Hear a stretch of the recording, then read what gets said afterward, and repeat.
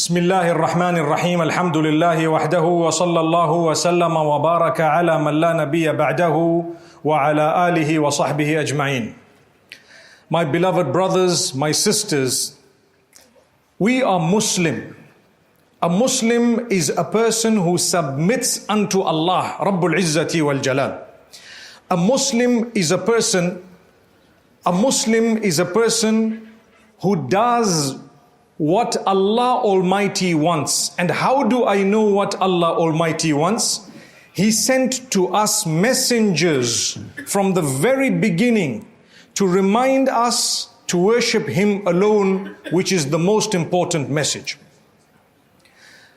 He sent messengers, and from the very beginning, Adam alayhi salatu wassalam reminded his own children to worship Allah alone. Sheeth alayhi salam reminded his people, his children, his family to worship Allah alone. Noah, may peace be upon him, reminded his people to turn back to Allah alone. And if we go further and further, we will find all the messengers of Allah with exactly the same message.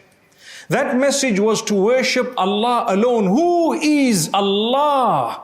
Allah is the worshipped one. He who made entire creation, that is Allah. He who made you and I, that is Allah. He whom I am going to return to after I die, and you and entire creation, when it comes to an end, will be returning to none other than the one who made this creation in the first place, Allah Rabbul Izzati wal Jalal.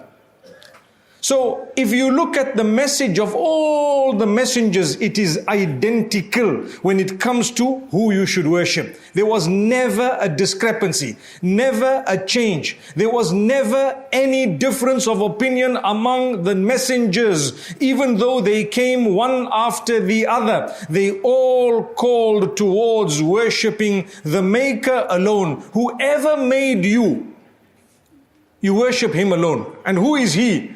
He is the worshipped one, Allah, none other than Allah.